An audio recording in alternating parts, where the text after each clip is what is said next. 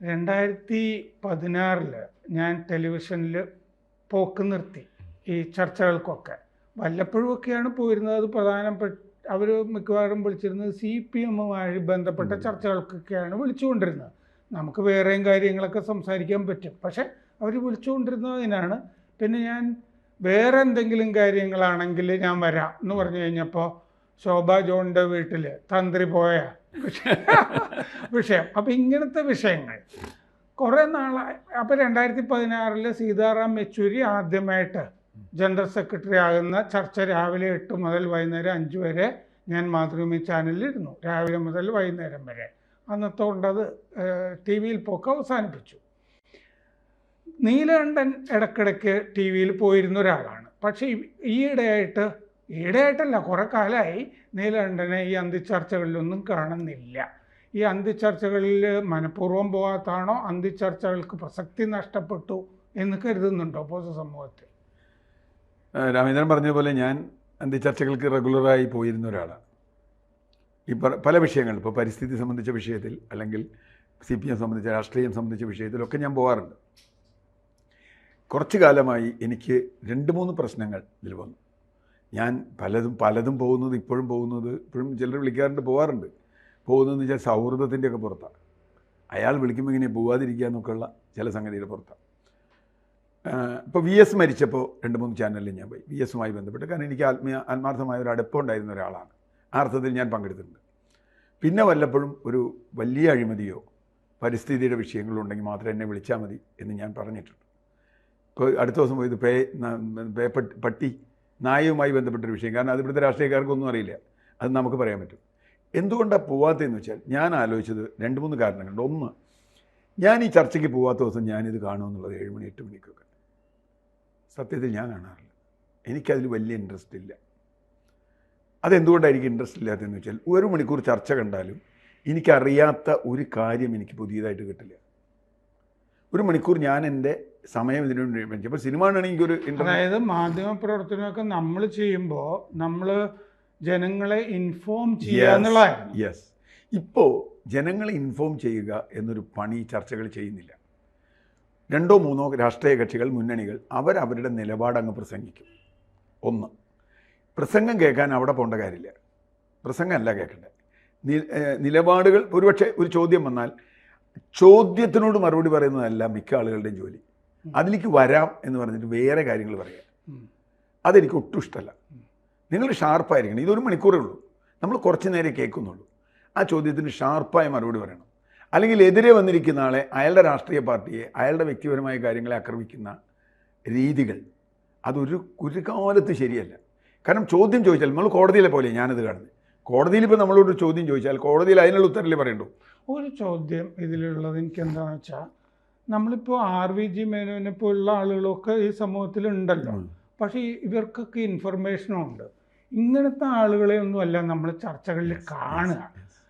അതുപോലെ തന്നെ 3 രാഷ്ട്രീയ പാർട്ടികളെ വിളിക്കുക, അങ്ങനെയാണല്ലോ ഇപ്പോൾ ചർച്ച പോയിക്കൊണ്ടിരിക്കുന്നത്. ആ രാഷ്ട്രീയ പാർട്ടിയുടെ ഓഫീസിൽ വിളിച്ചു പറയും, അവരുടെ ഒരു വക്താവിനെ വിടും.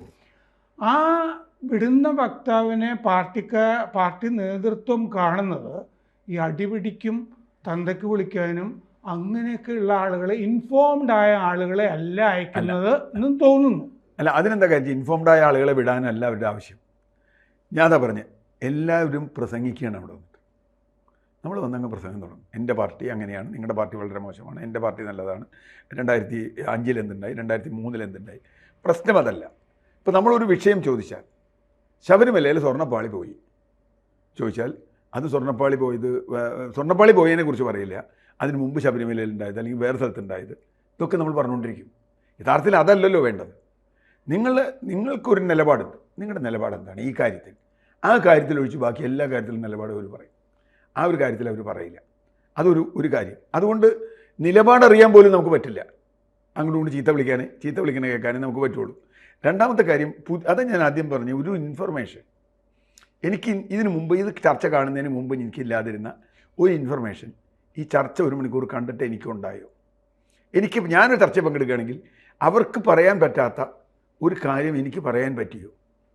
ഇതിൻ്റെ വേറൊരു ആംഗിളോ അല്ലെങ്കിൽ വേറൊരു ഇൻഫർമേഷനോ അതിനെ സപ്ലിമെൻ്റ് ചെയ്യുമല്ലോ. നമ്മളിപ്പോൾ ഒരു കാര്യം മൂന്നാൾ പറയുമ്പോൾ അതിനൊരു സപ്ലിമെൻ്ററി സാധനം ഉണ്ടല്ലോ. അങ്ങനെ സപ്ലിമെൻ്റ് ചെയ്യാൻ എനിക്ക് പറ്റാത്തൊരു ചർച്ചയിൽ ഞാൻ പോകണമെന്തിനാ? അതായത് ഇവർ TRP റേറ്റിംഗ് നോക്കുമല്ലോ ചാനല്. അവർ റേറ്റിങ്ങിന് വേണ്ടി കാണുന്നത് എന്താണെന്ന് വെച്ച് കഴിഞ്ഞാൽ ഈ വന്നിരിക്കുന്ന ആളുകളുണ്ടല്ലോ. അപ്പോൾ കഴിഞ്ഞ ദിവസം മനോരമയുടെ ഒരു ചർച്ചയിൽ ഒരു രാഷ്ട്രീയ പാർട്ടിയുടെ നേതാവ് വേറൊരു രാഷ്ട്രീയ പാർട്ടിയെ പ്രതിനിധീകരിച്ചു എന്ന ആളെ പിടിച്ച് തള്ളുന്നതൊക്കെ കണ്ടില്ലേ? അപ്പോൾ ഇങ്ങനെ ഈ അടിപിടി കൂടുന്നത് കൊണ്ടാണ് റേറ്റിംഗ് കൂടുന്നത് എങ്കിൽ അടിപിടി വേണം എന്നൊരു കാഴ്ചപ്പാടുണ്ടായില്ല. അല്ല, അടിപിടി വേണമെന്നുള്ള കാഴ്ചപ്പാടുണ്ടെങ്കിൽ അത് അവർ ചെയ്തോട്ടെ. എന്നെ സംബന്ധിച്ചിടത്തോളം ഞാൻ ചർച്ചയെ കാണുന്നത് വളരെ വ്യത്യാസമായ രൂപത്തിലാണ്. എൻ്റെ എതിരെ വന്നിരിക്കുന്ന ആൾ രാമേന്ദ്രൻ പറയുന്ന ഒരു രാഷ്ട്രീയത്തിനാണ് ഞാൻ മറുപടി പറയുന്നത്, എൻ്റെ രാമേന്ദ്രനല്ല. അല്ലെങ്കിൽ രാമേന്ദ്രൻ എനിക്ക് മറുപടി പറയുന്നത് CR നീലകണ്ഠൻ്റെ കുടുംബകാര്യമോ വ്യക്തികാര്യമോ പറഞ്ഞിട്ടല്ല. ഈ പറഞ്ഞ പോയിന്റിൽ നമ്മുടെ രണ്ടുപേരുടെ നിലപാട്, 3 പേരുടെ നിലപാട് നമുക്കറിയാനാണ് ജനങ്ങൾ അവിടെ ഇരിക്കുന്നത്. 4മതൊരു ആംഗിൾ ഉണ്ടെങ്കിൽ അതറിയാം. അതില്ല. അതിനെന്താ പ്രശ്നം എന്ന് വെച്ചാൽ എനിക്ക് തോന്നിയത് നമ്മുടെ രാഷ്ട്രീയം ഏറ്റവും അരാഷ്ട്രീയവൽക്കരിക്കപ്പെട്ടു എന്ന് തോന്നുന്ന ഒരു ചിന്ത എനിക്കുള്ളത്. ഡീപൊളിറ്റിസൈസ് ചെയ്തൊരു പൊളിറ്റിക്കൽ സിസ്റ്റത്തിലേക്ക് നമ്മൾ വന്നിരിക്കുന്നു. അതുകൊണ്ട് എന്താ പറ്റുക, രാഷ്ട്രീയം അരാഷ്ട്രീയവൽക്കരിക്കപ്പെട്ടാൽ അതിൽ വരെ അപകടമുള്ള സാധനമില്ല. ഉപ്പിന് ഉപ്പില്ലാണ്ടായി, മുളകിന് എരിവില്ലാണ്ടായി, പുളിക്ക് പുളിയില്ലാണ്ടായി. നീലകണ്ഠൻ പറഞ്ഞത് എന്താണെന്ന് വെച്ചാൽ പ്രത്യയശാസ്ത്രം ഇല്ല ഇവർക്ക് പറയാൻ. ഒരു പ്രത്യയശാസ്ത്രവും ഇല്ല, ഒരു നിലപാടും ഇല്ല. അതാ ഞാൻ പറഞ്ഞു, ഒരു നിലപാടും ഇല്ല. ഇപ്പോൾ ശബരിമല വിഷയത്തിൽ CPM-കാരൻ വന്നിരുന്ന് 2018 പറഞ്ഞത്, 19 പറഞ്ഞത്, 20 പറഞ്ഞത്, 21 പറഞ്ഞത്, നിങ്ങൾ നിലപാട് മാറ്റിയോ? ഞങ്ങൾ മാറ്റിയിട്ടില്ല, ഞങ്ങളുടെ നിലപാട് അതന്നെയാണ് എന്നുകൊണ്ട് ഇതിന് നേരെ വിപരീത കാര്യം പറയും. ഞാൻ CPM-ന് ഉദാഹരണം പറഞ്ഞത് കോൺഗ്രസ്സുകാർക്കും ബാധകമാണ്, BJP-കാർക്കും ബാധകമാണ്. അപ്പോൾ ഇവർക്ക് എന്തെങ്കിലും നിലപാടുണ്ട്. ഇപ്പോൾ ചില വിഷയങ്ങൾ ഞാൻ നിർബന്ധമായി, ഇപ്പം മാത്രമല്ല, സോളാർ വന്നപ്പോൾ ഞാൻ പോയില്ല. വലിയ കത്തി ഇവിടെ പറഞ്ഞാൽ ഞാൻ ഒരു ചർച്ചയ്ക്ക് പോയില്ല. ഞാൻ പറഞ്ഞു ഞാൻ വരില്ല. സ്വപ്ന വന്നപ്പോൾ പോയില്ല. രാഹുൽ മാങ്കൂട്ടത്തിൽ വന്നപ്പോൾ പോയില്ല. അത് മനസ്സിലായല്ലോ അതിൻ്റെ ഒരു ബന്ധം. എന്താ കാര്യമെന്ന് വെച്ചാൽ, ഒന്ന് സദാചാരം സംബന്ധിച്ച് ഇവരുടെ സങ്കല്പമല്ല എനിക്കുള്ളത്. ഒരു കാര്യം, ഒരു സ്ത്രീയോട് ഉപദ്രവിക്കുന്നത് വേറെ വിഷയമാണ്, പക്ഷേ സദാചാരം വേറെയാണ്. ഇതെല്ലാം കൂടി കൂട്ടിക്കെട്ടാണ് സദാചാരം. ഇപ്പം രാഹുൽ മാങ്കൂട്ടത്തിൻ്റെ വിഷയത്തിൽ ഞാൻ പറഞ്ഞൊരു കാര്യം, അതിലെന്താണ് നിയമപരമായ പ്രശ്നങ്ങൾ എനിക്കിപ്പോഴും മനസ്സിലായിട്ടില്ല. അത് പോലീസിന് മനസ്സിലായിട്ടില്ല. അതുകൊണ്ടാണ് FIR ഇടാത്തത്. എന്നെ ചർച്ചയ്ക്ക് വിളിച്ചപ്പോൾ പറഞ്ഞു അതിലെന്താ പ്രശ്നമുള്ളത്? അയാൾ പറഞ്ഞു അയാൾ ക്രിമിനൽ കുറ്റം ചെയ്തെങ്കിൽ അയാൾ ശിക്ഷിക്കുക. അയാൾക്കെതിരെ ക്രിമിനൽ പരാതിയുണ്ടോ? ഇല്ലല്ലോ. ഒരു ക്രിമിനൽ പരാതി ഇല്ലാത്ത ഒരാൾക്കെതിരെ ഞാൻ എന്താ പറയണ്ടേ? ഏതോ ഒരു സ്ത്രീ ആരോടോ പറഞ്ഞു എന്നോ? ഇല്ലേ? ഇപ്പോൾ സോളാർ കേസ് എന്തായി ഇപ്പോൾ അവസാനം നമുക്കറിയാമല്ലോ. അപ്പോൾ ആ ചർച്ചയിൽ നമ്മൾ പോയിട്ട് എന്ത് ചെയ്യാനാ? നമ്മളിപ്പോൾ ഈ ചർച്ച ചെയ്തുകൊണ്ടിരുന്ന ഈ വിഷയം ഉണ്ടല്ലോ, ഈ ടെലിവിഷനിലൊരു പയനിയറാണല്ലോ ശശികുമാർ, ഏഷ്യാനെറ്റൊക്കെ തുടങ്ങി. അദ്ദേഹത്തിന് ശശികുമാറിന് ഇപ്പോഴത്തെ ഏഷ്യാനെറ്റിൻ്റെ ആളുകൾ ഇൻ്റർവ്യൂ ചെയ്യുന്ന എന്തൊരു വാർഷികമാണല്ലോ അവരുടെ, അതിൽ അദ്ദേഹം പറഞ്ഞു ഈ രാത്രി ചർച്ചകൾ ഇപ്പം ആരും കാണുന്നില്ല. അല്ല, ഡീപൊളിറ്റിസൈസ് ചെയ്തു. ഒന്ന് ഞാൻ പറഞ്ഞത് അതായത് ഡീപൊളിറ്റിസൈസ് ചെയ്തു എന്ന് മാത്രമല്ല പറയുന്നത് എന്താണെന്ന് വെച്ചാൽ ഇൻഫർമേഷൻ ഇല്ല, ഒരു ഇൻഫർമേഷനും ഇല്ല, ഒരു പുതിയ ഇൻഫർമേഷനും ഇല്ല. പിന്നെ വേറെ ഒന്ന് എനിക്ക് തോന്നുന്നത് കലാനിലയം സ്ഥിരം നാടകവേദി എന്ന് പറഞ്ഞ പോലെ സ്ഥിരം, അത് വേറെ കഥ, അത് മൂന്നാമത്തെ വിഷയം. സ്ഥിരം നാളുകൾ വരിക. ഞാനതുകൊണ്ടാണ് പലരോടും പറഞ്ഞു ഈ എന്നെ വിളിക്കണ്ട, എന്തിനാ ഇപ്പോൾ എനിക്ക് സമയമില്ല, ഞാൻ പലരോടും വിളിക്കേണ്ടെന്ന് പറയുന്നതിന് ഞാൻ യാത്രയിലാണ്, ഞാൻ സ്ഥലത്തില്ല, എനിക്ക് ഇത്തിരി ബുദ്ധിമുട്ടുണ്ട്, ഒരു ഗസ്റ്റ് ഉണ്ടെന്നൊക്കെ പറഞ്ഞ് ഞാൻ നിർത്തും. അതിന് കാരണം എന്താ വെച്ചാൽ ഇത് നമുക്കൊന്നും പറയാനില്ലല്ലോ. ഈ കേട്ടിരിക്കുന്ന ആൾ രാമേന്ദ്രൻ്റെ ചർച്ച കേൾക്കുകയാണെങ്കിൽ ഇതെനിക്കറിയാത്തൊരു കാര്യമില്ലല്ലോ, ഇപ്പോൾ ഇതിലൊരു കാര്യം വന്നില്ലല്ലോ, അല്ലെങ്കിൽ പുതിയൊരു ആംഗിൾ വന്നില്ലല്ലോ എന്ന് തോന്നും. അത് തോന്നുന്നത് ഈ ഡീപൊളിറ്റിസൈസേഷൻ കൊണ്ടാണ്. കാരണം നമ്മൾ പിന്നെ ഈ പൊളിറ്റിക്കൽ എന്ന് പറയുന്ന രാഷ്ട്രീയ പാർട്ടികൾ തമ്മിലുള്ള ഡീപൊളിറ്റിസൈസ് ചർച്ചയിൽ നമുക്കെന്താ റോളുള്ളത്? നമുക്ക് പൊളിറ്റിക്സ് ഉണ്ടെന്നീ, ഈ 3 പേരുമായിട്ട് അഭിപ്രായ വ്യത്യാസമുള്ള പൊളിറ്റിക്സ് നമുക്കുണ്ടെന്നീ, അതല്ലേ നമ്മുടെ പ്രശ്നം. കാരണം ഇവിടെ ചാനലിൽ CPM ഇരിക്കുന്നു, കോൺഗ്രസ്സുകാരനിരിക്കുന്നു, അവരിവിടെ പരസ്പരം TV-യിൽ തല്ലുമ്പോൾ തന്നെ നമ്മൾ നോക്കുന്നു ഇവർ തമിഴ്നാട്ടിലൊക്കെ ഒന്നിച്ചാണ്. അല്ല, അതാ ഞാൻ അതുകൊണ്ട് അല്ല, ഡീപൊളിറ്റിസൈസേഷന് പല മാനങ്ങളുണ്ട്. രാഷ്ട്രീയ കക്ഷികൾ, ഞാനിപ്പോൾ അതും പറയുന്നില്ല, ഇപ്പോൾ രാഷ്ട്രീയ കക്ഷികൾ അഡ്ജസ്റ്റ്മെന്റ് ചെയ്യുന്നില്ല എന്നൊന്നും ഞാൻ പറയുന്നില്ല. അതുപോലെ ഇതിനൊരു മാറ്റത്തിന് ഈ അവരെല്ലാ ദിവസവും ഇതുപോലത്തെ വിഷയം അല്ലാതെ ഗൗരവമുള്ള ആഴമുള്ള വിഷയം എടുക്കണം. ആ വിഷയത്തിലേക്ക് അവർ പോകുന്നില്ല. എപ്പോഴും ഈ പൈങ്കിളി നമ്മൾ പറഞ്ഞ മോശാട്ടോ, എനിക്ക് പൈങ്കിളി നല്ല ഇഷ്ടമുള്ള സാധനം. പൈങ്കിളി വിഷയത്തിലേക്ക് പോവുകയാണ്. പോപ്പുലിസ്റ്റ് എന്ന് നമ്മൾ പറയില്ലേ, പോപ്പുലിസ്റ്റ് എന്നല്ല ഇംഗ്ലീഷ്, പോപ്പുലിസ്റ്റ് വിഷയത്തിലേക്ക് നമ്മൾ പോകും. നമ്മളിപ്പോൾ ചർച്ചയ്ക്ക് വരുന്ന ആളുകൾ ഇൻഫോംഡ് അല്ല എന്നാണല്ലോ പറഞ്ഞത്. മറ്റേ വശവും കൂടി ഉണ്ടല്ലോ, ഈ ചർച്ച നയിക്കുന്ന അവതാരക ഒക്കെ ഉണ്ടല്ലോ, ഇവരും ഇൻഫോംഡ് അല്ല എന്നൊരു അല്ല, എനിക്ക് ഇത്തിരി അഭിപ്രായ വ്യത്യാസമുണ്ട്. ഇപ്പോൾ വരുന്ന പല അവതാരകരും, ഞാൻ പേരൊന്നും പറയുന്നില്ല, വളരെ ഇൻഫോംഡ് ആയിട്ട് വരുന്നവരുണ്ട്, ഇൻഫോംഡ് ആയ ചോദ്യങ്ങൾ ചോദിക്കുന്നവരുണ്ട്, ഇല്ലയെന്ന് ഞാൻ പറയുന്നില്ല. ആ സബ്ജക്റ്റ് അവർ പഠിച്ച് ഇൻഫോംഡായ ചോദ്യം, ഞാൻ അതിൻ്റെ ഇൻട്രോയെക്കുറിച്ചല്ല പറയുന്നത്, അല്ലാതെയുള്ള ചർച്ചകളിൽ സബ്ജക്റ്റ് അവർ ഇപ്പോൾ ഒരു കേസിനെ കുറിച്ചാണെങ്കിൽ അവർ ആ കേസ് പഠിച്ചിട്ടുണ്ട്, കേസ് പഠിച്ച് അവർ ചോദ്യം ചോദിക്കുന്നുണ്ട്. ആ ചോദ്യത്തിന് നമുക്ക് മറുപടി പറയാൻ ഇഷ്ടമാണ്. ഒരു ഇൻഫോംഡ് ഒരു വിഷയത്തിൽ, ആ വിഷയത്തിൽ അവർ നമ്മളോടൊരു കാര്യം പറയുകയാണെങ്കിൽ നമുക്ക് അതിന് മറുപടി പറയാം. പക്ഷേ അങ്ങനെ ഒരു മറുപടിയും ചർച്ചയും നടക്കില്ല. കാരണം അങ്ങനെ ഒരു ചോദ്യം ചോദിച്ചാൽ രാഷ്ട്രീയ പാർട്ടികൾ അവർക്ക് അത് അസ്വസ്ഥത ഉണ്ടാക്കുമെങ്കിൽ അവരത് മറിക്കും. ഈ ചോദ്യം എന്തിനാണ് ഞങ്ങളോട് ചോദിക്കണേ, ഈ ചോദ്യം എന്താ അവരോട് ചോദിക്കാത്തത് എന്നുള്ള അത്തരം ചർച്ചയുണ്ടല്ലോ. അയാളില്ല, ഇപ്പോൾ നേരത്തെ പറഞ്ഞ പോലെ അയാളോട് പറഞ്ഞില്ല എനിക്ക് കൂടുതൽ സമയം. ഇവിടെ ഒരു തമാശയുണ്ട്, നിങ്ങൾ ശ്രദ്ധിച്ചിട്ടുണ്ടെന്നല്ല, മിക്കവാറും CPM-കാരാണ്, ഞങ്ങൾക്ക് സമയം തന്നില്ല എന്ന് പറഞ്ഞിട്ട് 15 തവണ സമയം കളയും. അത് ചില മുഖങ്ങളും എനിക്ക് ഓർമ്മ വരുന്നുണ്ട്. ഇപ്പോൾ ഇത് പറഞ്ഞു, അതാ പറഞ്ഞത്, സമയം കിട്ടിയില്ല. ഞാൻ ഇന്ന് വരെ എൻ്റെ TV ചാനലിൽ എനിക്ക് സമയം കിട്ടിയില്ല എന്ന് പറഞ്ഞിട്ടില്ല. കാരണം എനിക്ക് കിട്ടുന്ന സമയം എനിക്ക് പറയേണ്ട കാര്യം ഞാൻ അവിടെ പറഞ്ഞിട്ടുണ്ട്. അതിപ്പോൾ ആൾ കേട്ടോ കേട്ടില്ലോ എന്നൊക്കെയുള്ളത് ആളുകളുടെ പ്രശ്നമാണ്. എനിക്ക് പറയേണ്ട ഒരു കാര്യം 10 മിനിറ്റിനകത്ത് അല്ലെങ്കിൽ 5 മിനിറ്റിനകത്ത് ഞാനത് പറയും. അത് പറഞ്ഞിരിക്കും. കാരണം അതേ ഉള്ളൂ. ചിലപ്പോൾ നമുക്ക് രണ്ടാമത്തെ മൂന്നാമത്തെ വരില്ല. അപ്പോൾ നമ്മൾ പറയും നമുക്ക് ആദ്യത്തിൽ തന്നെ നമ്മൾ പറയേണ്ടതൊക്കെ പറഞ്ഞിരിക്കും. ഇനി വേണം കേൾക്കണ്ടോ കേട്ടോട്ടെ. അപ്പോൾ അവരെന്ത് ചെയ്യുന്നറിയോ, ഈ രാഷ്ട്രീയ പാർട്ടികൾ ഇതിനെക്കുറിച്ച് മിണ്ടില്ല. അതല്ല എനിക്ക് ഏറ്റവും സങ്കടം. നമ്മളൊരു അഭിപ്രായം പറഞ്ഞാൽ ഇവർക്ക് 3 പേർക്ക് അതിനെപ്പറ്റി ഒരു അഭിപ്രായമില്ല. ഇവർ അവർ തമ്മിലുള്ള പ്രശ്നങ്ങൾ തീർക്കും. നമ്മൾ പറയും. പിന്നൊരു കാര്യം പറയാം, നിങ്ങൾ CPM വിരുദ്ധനാണ്, നിങ്ങൾ BJP വിരുദ്ധനാണ്, നിങ്ങൾ കോൺഗ്രസ് വിരുദ്ധനാണെന്നുള്ള ആരോപണം വന്നാൽ നമ്മളിപ്പോൾ എല്ലാവർക്കും വിരുദ്ധനാന്നേ. ഞാൻ CPM വിരുദ്ധനുമാണ്, കോൺഗ്രസ് വിരുദ്ധനുമാണ്, BJP വിരുദ്ധനുമാണ് അർത്ഥത്തിൽ. കാരണം ഇവരൊക്കെ ക്രിട്ടിക്കലായി നോക്കുന്ന ഒരാളാണ്. അങ്ങനെ ഞാൻ എന്നെ കാണുന്നത്. വൈലപ്പള്ളി കൊണ്ട് പറഞ്ഞിട്ടില്ലേ, നമ്മളെപ്പോഴും ഒരു സവർണ പ്രതിപക്ഷം. ഞാനത് പറയുന്ന ഒരാളാണ്. വൈലപ്പള്ളി ഏറ്റവും നല്ല വാക്കാത്, ഞങ്ങളെപ്പോഴും ഒരു സവർണ പ്രതിപക്ഷം. അങ്ങനെ ആയിരിക്കലാണ് ഒരു പൊതുപ്രവർത്തകൻ്റെ പണിയെന്നാണ് ഞാൻ വിചാരിക്കുന്നത്. അല്ലെങ്കിൽ നമ്മൾ മന്ത്രിയോ MLA പഞ്ചായത്ത് മെമ്പറോ കോർപ്പറേഷൻ കൗൺസിലറോ ഒന്നും ആവുമ്പോഴല്ലോ, നമ്മൾ അധികാരം എടുക്കുന്നില്ല.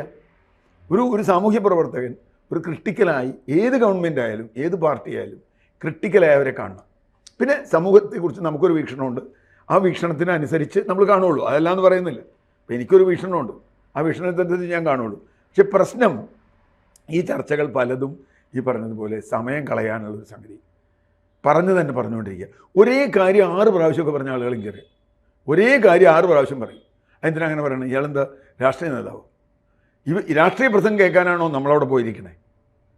ഒരാൾ ചർച്ചയ്ക്ക്, ഒരു സാധാരണ മനുഷ്യൻ പോയി ചർച്ചയ്ക്ക് ഇരിക്കുന്നത്. പിന്നെ ഇവരുടെ ഒക്കെ ഒരു ലക്ഷ്യം എന്താണെന്ന് അറിയാം, അവനവൻ്റെ അണികളെ സന്തോഷിപ്പിക്കുക. അതാണ് അതിൽ കാര്യം.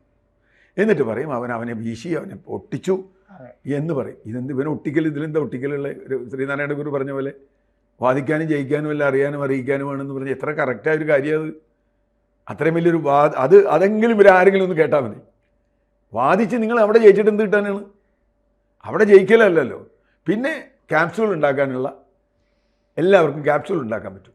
ഇയാൾ ഒട്ടിച്ചു, മറ്റേ അയാൾ ഓടിച്ചു, ഇയാൾ മറ്റേ അവനെ ചത്തു കളഞ്ഞു എന്നൊക്കെ പറയും. അതല്ല, അത് ചർച്ചയുടെ ഒരു ഭാഗമല്ല. അങ്ങനെ ചർച്ച പറയുന്നവർ അതൊരു എന്താ പറയുക, അതില്ല. ഇപ്പോൾ ഞാൻ എനിക്കറിയാം, കേരളയിൽ ചർച്ചയിൽ വന്നു കഴിഞ്ഞപ്പോൾ ഒരാൾ, നമ്മൾ കേരളയിൽ വിഷയത്തിൽ എനിക്കൊരു നിലപാടുണ്ട്, ഞാൻ അതിനെ വിമർശിക്കുന്ന ഒരാളാണ്, ഇന്ന കാരണം കൊണ്ടാണ്, അതിൻ്റെ പാരിസ്ഥിതികം സാമൂഹികം സാമ്പത്തികം ഒക്കെ പറഞ്ഞു. അപ്പോൾ പിന്നെ അടുത്ത ചോദ്യം, നിങ്ങളുടെ വീട് വെച്ചിട്ടില്ലേ, നിങ്ങൾ കല്ല് വെട്ടിയിട്ടില്ലേ വീട് വെച്ചെന്ന്? കല്ല് വെട്ടാണ്ട് വീട് വയ്ക്കാൻ പറ്റും? ഞാൻ ചോദിച്ചു, നമ്മൾ ആ ചോദ്യത്തിന് എന്തെന്ന് മറുപടി പറയുമ്പോൾ, കല്ലോ ഇഷ്ടിക ഇല്ലാത്ത ഒരാൾക്ക് വീട് വയ്ക്കാൻ പറ്റുമോ കേരളത്തിൽ? നിങ്ങൾ ഇഷ്ടിക എടുത്തില്ല, അതുകൊണ്ട് പിന്നെ കേരളയിൽ ഇഷ്ടിക എടുത്താൽ എന്താന്ന്, കരിങ്കല്ലെടുത്താന്ന്? അപ്പോൾ ആ അത്തരം ചോദ്യങ്ങൾ യഥാർത്ഥത്തിൽ ഒരു ചർച്ചയ്ക്ക് ചോദിച്ച ചോദ്യമല്ല, തർക്കത്തിന് കൊള്ളാം. ഇത് തർക്കമല്ല. ഇപ്പോൾ പഴയ തർക്കമുണ്ടല്ലോ, തർക്കം വ്യാകരണം നമ്മൾ പറയുന്ന തർക്കത്തിൽ വരും. തർക്കത്തിൽ മറ്റൊരു ഉത്തരം മുട്ടിച്ചാൽ മതി. ഇത് തർക്കത്തിലല്ല. അത് മറ്റോ ഇല്ലാതാവുക. നിങ്ങൾ കാറിൽ കയറിയിട്ടില്ലേ, നിങ്ങളെങ്ങനെയാണ് ഹൈവേ വേണ്ടെന്ന് പറയുന്നത്? ഹൈവേ വേണ്ടെന്ന് അല്ല, അതല്ല ഞാൻ പറഞ്ഞു. അങ്ങനെയുള്ള ചോദ്യങ്ങൾ ചോദിക്കുകയല്ല. നമ്മൾ പറഞ്ഞ കാര്യങ്ങളുണ്ട്, 1, 2, 3, 4, 5, അതിന് മറുപടി പറയണം. അല്ലെങ്കിൽ നിങ്ങൾ വികസന വിരുദ്ധനാണ്, നിങ്ങൾ മറ്റൊരാളാണ്, നിങ്ങൾ VS-ൻ്റെ ആളാണ്, നിങ്ങൾ മറ്റേ ആളുടെ ആളാണ്. ഇതൊക്കെ എന്താ കാര്യം? നമ്മൾ പലരുടെ ആളായിട്ടുണ്ട്.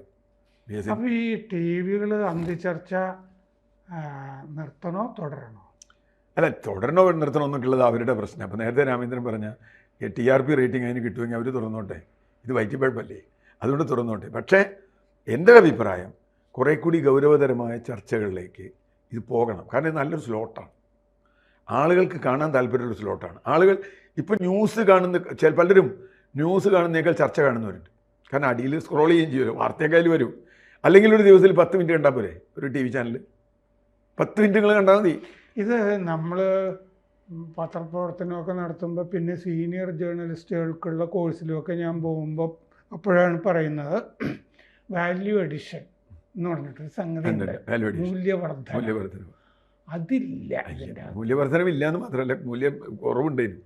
മൂല്യശോഷണമാണ് സംഭവിക്കുന്നത്. നമുക്ക് ഒരു താല്പര്യമുള്ള ഒരാളോട് പോലും നമ്മൾ ചർച്ച കഴിയുമ്പോൾ അയാളോട് നമുക്ക് വെറുപ്പ് പോകും. അയാൾ അങ്ങനെ പറയേണ്ടായിരുന്നു. നമുക്കിപ്പോൾ താല്പര്യമുള്ള രാഷ്ട്രീയ നേതാവാണെങ്കിലും അങ്ങനെ അയാൾ പറയേണ്ടായിരുന്നു എന്ന് നമുക്ക് തോന്നിക്കുന്ന തരത്തിലാണ് ഈ ചർച്ച അവസാനിപ്പിക്കുക. അതുകൊണ്ട് ഞാൻ പറയുന്നത് ചുരുങ്ങിയത്, ഞാൻ ഒരിക്കൽ നമ്മുടെ ജയിക്ക എൻ്റെ സുഹൃത്താണ്, ഞാൻ ജയിക്കിനോട് പറഞ്ഞു, ജയിക്ക ഇങ്ങനെ അച്ചടി ഭാഷയിൽ സംസാരിക്കില്ലേ. എന്നിട്ട് പിന്നെ പുള്ളി അത് പക്ഷേ അന്ന് ഇത് കോംപ്ലിമെൻ്റ് ആയിട്ട് എടുത്തത്. പുള്ളി പറഞ്ഞു അത് ഞാൻ ശ്രമിക്കാം, CR-നെ പോലെ സീനിയറായ ഒരാൾ പറയുന്നത് ഞാൻ ശ്രമിക്കാം എന്നൊക്കെ പറഞ്ഞു. ഞാൻ പറഞ്ഞു അങ്ങനെയല്ലല്ലോ അത് വേണ്ടത്. അങ്ങനെ ഒരു ഭാഷയിൽ അതാണ് ഞാൻ പറയുന്നത്, ഇവർക്ക് പ്രസംഗിക്കാനല്ലാണ്ട് അറിയില്ല. പ്രസംഗിക്കാൻ അറിയുന്നവരെല്ലാം ചർച്ചയ്ക്ക് വിടുന്നത്. ഒന്ന് നല്ല ശ്രോതാവായിരിക്കണം ഒരു ചർച്ചയ്ക്ക് പോകുന്നത്. ശരിയാണ്, നല്ല ശ്രോതാവായിരിക്കണം. അക്ഷമ പാടില്ല. അക്ഷമ വന്നു കഴിഞ്ഞാൽ ചർച്ച നടക്കില്ല. ഇയാൾ പറയും അതിന് മറുപടി മറ്റേ ആൾ പറയും. ആകെ 2 ആൾ സംസാരിച്ചാൽ ഒന്നും കേൾക്കില്ലല്ലോ. ഈ കേൾക്കുന്ന ആൾ സംസാരിച്ചാൽ 2 പേര് സംസാരിച്ചാൽ എന്താണെന്നൊന്നും മനസ്സിലാവില്ല. അതിനിടയിൽ ആങ്കറും കയറും. അപ്പോൾ 3 ആളും കൂടി സംസാരിച്ചാൽ നമുക്കൊന്നും മനസ്സിലാവും. നമ്മൾ ചാനൽ മാറ്റാൻ വേണ്ട. അപ്പോൾ അതില്ല, ഒരു ക്ഷമയോടുകൂടി കേൾക്കുമ്പോൾ ഞാൻ ചോദിക്കുന്നത്, നമ്മൾ കോടതിയിൽ പോകുമ്പോൾ അതൊക്കെ പോട്ടെ, കോടതിയിൽ നിങ്ങൾ എന്ത് ചെയ്യും? ഒരു വക്കീൽ പറയും, അതിനെതിരെ മറ്റേ വക്കീൽ പറയും, അതിനെതിരെ മറ്റേ വക്കീൽ പറയും, ഒക്കെ പറയും. ക്ഷമയോടുകൂടി കേട്ടിരിക്കുന്ന ഒരു ജഡ്ജി ഉണ്ടാവും. ഈ കാണികൾ എന്ന് പറയുന്ന ജഡ്ജിമാരാണ്. ആ പവർ അവർക്ക് കൊടുക്കണം. കൂടുതൽ വാർത്തകളും വിശേഷങ്ങളും നിങ്ങളിലേക്ക് എത്താൻ ABC മലയാളം സബ്സ്ക്രൈബ് ചെയ്യുക, ബെൽ ബട്ടണും അമർത്തുക.